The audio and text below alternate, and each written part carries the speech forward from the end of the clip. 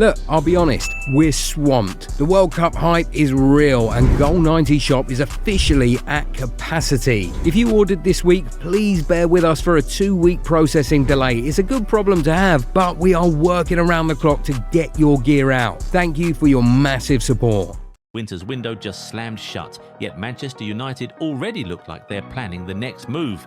Because while everyone else is refreshing done deals, United scouts have been tracking a teenage defender in Norway, Abubacarr Sedi Kinteh. So why him and why now? Today, we break down exactly why United want him, why Chelsea are circling, and whether this is the smart recruitment that INEOS promised or another gamble that could backfire spectacularly. Let's get into it. Who exactly is Sedi Kinteh? Born November 30th, 2006 in the Gambia, Kinte is a left-footed centre-back currently playing for Tromsø in the Norwegian Elite Serien. He turned 19 just over 2 months ago. He stands at 1.86 meters tall and has a contract with Tromsø that runs until December 2029. His journey to Norway is fascinating. Kinte came through the Mawade Wade Academy in Senegal, which has a formal partnership with Tromsø. In February 2025, he arrived on trial. By March 2025, he had impressed so much that Tromsø handed him a 5-year deal. His first competitive game came in the Norwegian Cup against Hamna, with his first league start following a month later against KFUM Oslo. What happened next was remarkable. After just 3 elite Syrian appearances, Norwegian reporting says Tromsø already turned down a record bid of around 60 million kroner, roughly 5 million euros, from Slavia Prague, which would have been a club record. Tromsø's sports director Lars Petter Kramer Andresen told the media that selling was not an option, stating they wanted him to play for Tromsø for a long time. By season's end, Kinte had logged 21 elite Syrian appearances totaling 1,656 minutes, scoring 1 goal and adding 1 assist, while picking up 8 yellow cards and 1 red card. He also earned his first senior cap for the Gambia in October 2025, playing 82 minutes in a World Cup qualifier against Gabon. So yes, he is a defender, not a midfielder. Some outlets have mislabeled him.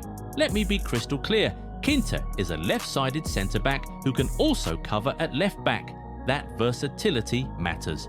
Quick one before we continue.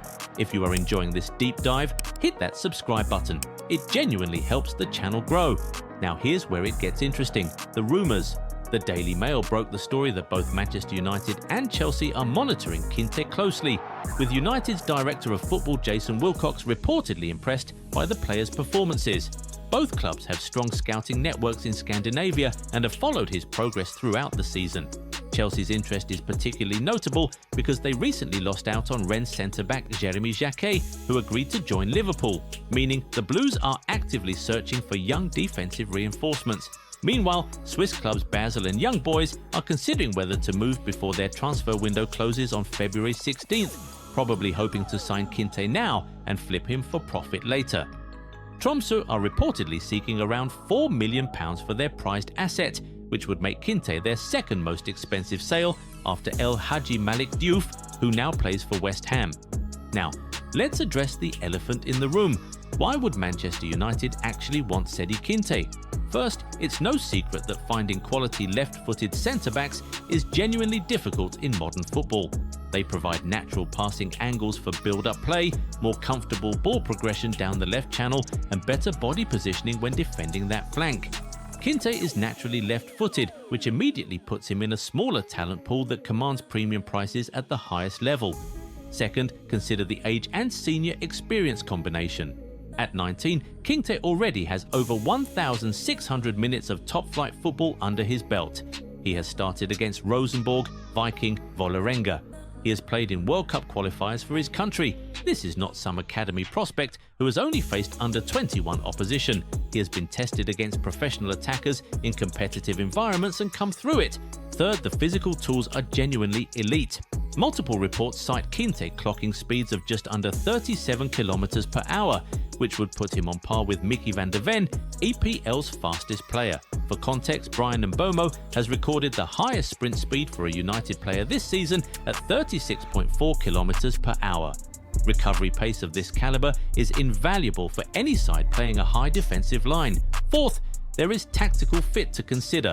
Michael Carrick's interim tenure has emphasised defensive structure and compactness. A ball-playing left-sided defender who can progress possession while recovering quickly in transition fits that blueprint. Kinte's ability to carry the ball out from the back and resist pressing offers exactly what United lack when Lisandro Martinez is unavailable or needs rotation. Fifth, the market logic makes sense. Tromsø want £4 million. That is basically nothing in modern Premier League terms.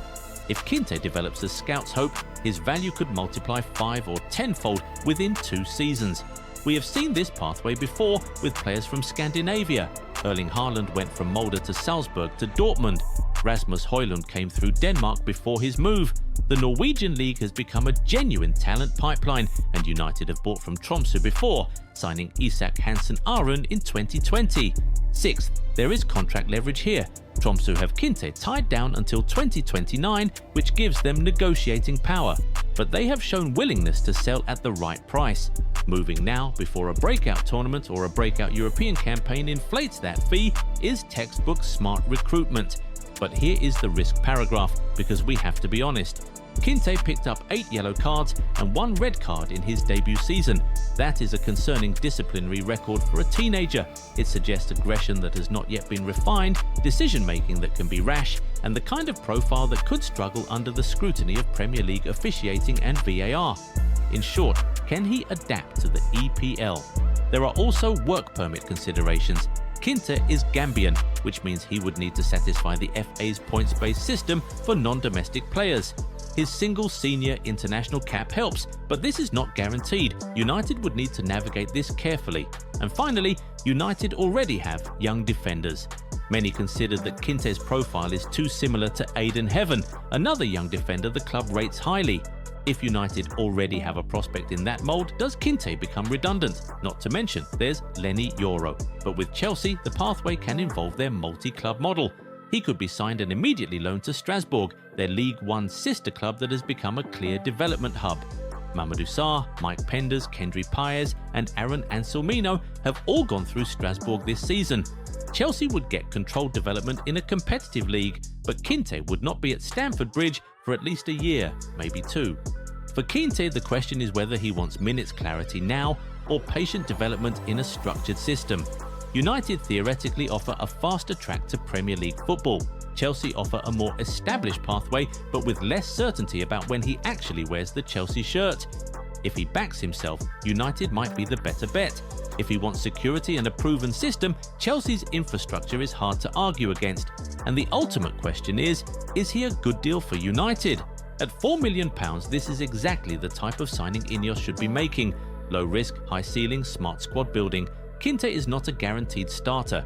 He is not even a guaranteed success, but he is a genuine prospect with physical tools that cannot be taught, playing experience beyond his years, and a profile that addresses a real gap in the squad.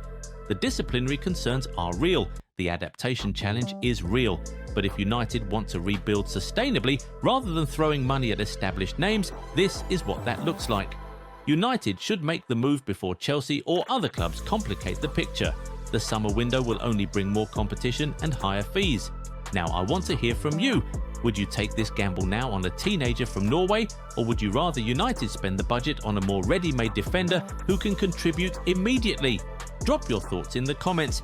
If you found this useful, smash the like button, subscribe, and hit the notification bell so you never miss a video. And the next video is already waiting on your screen right now. Stay locked in and see you there.